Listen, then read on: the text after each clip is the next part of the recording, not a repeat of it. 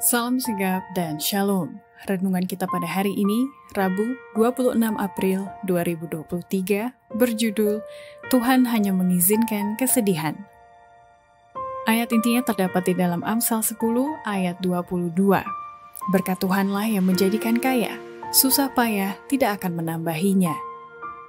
Pena Inspirasi menuliskan yang dimaksud dengan judul renungan kita pagi ini, Tuhan hanya mengizinkan kesedihan, adalah sebuah panggilan kehidupan yang praktis agar kita bisa senantiasa bersuka cita melewati kesukaran sebagai faktor yang menunjang kebahagiaan sejati dan sarana untuk memulihkan hubungan kita secara vertikal kepada Tuhan dan horizontal dengan sesama sebagai berikut.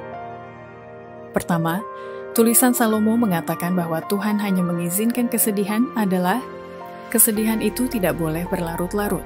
Karena kesedihan yang berlarut-larut itu dapat merusak daya hidup dan mengundang penyakit dan kematian. Kesedihan, kecemasan, rasa tidak puas, penyesalan, rasa bersalah, ketidakpercayaan, semuanya cenderung merusak daya hidup dan mengundang penyakit dan kematian.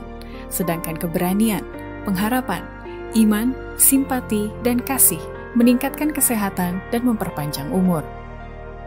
Kedua, tulisan Salomo mengatakan bahwa Tuhan hanya mengizinkan kesedihan adalah sekalipun kita dalam kesedihan, tetapi kita harus tetap mengarahkan pandangan kepada Kristus dan berjalan terus bersama Dia, serta selalu memuji Tuhan di dalam hati. Majulah terus, seolah-olah setiap doa yang dilayangkan itu akan sampai pada tahta Allah dan ditanggapi sesuai dengan janji-janjinya yang tidak pernah gagal.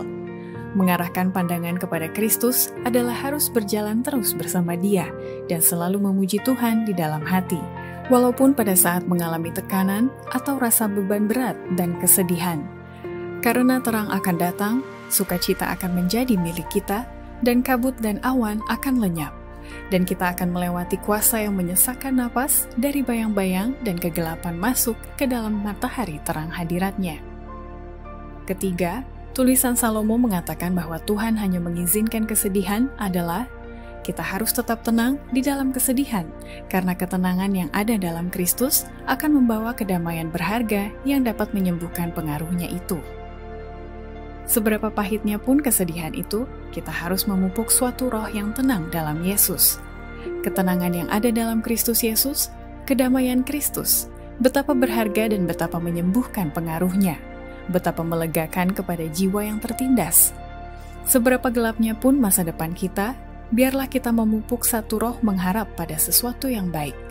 Allah mau agar kita melupakan semua ini dan tidak memandang ke bawah, tetapi ke atas. Keempat, tulisan Salomo mengatakan bahwa Tuhan hanya mengizinkan kesedihan, selama kesedihan itu tidak berlarut-larut, karena segala beban kesusahan dan kesedihan telah ditanggungnya, bila mana kita percaya kepadanya. Yesus telah menanggung beban rasa bersalah kita. Ia juga akan mengambil beban dari pundak kita, dan Ia juga sudah tentu akan memberikan kelegaan kepada kita. Beban kesusahan dan kesedihan juga akan ditanggungnya.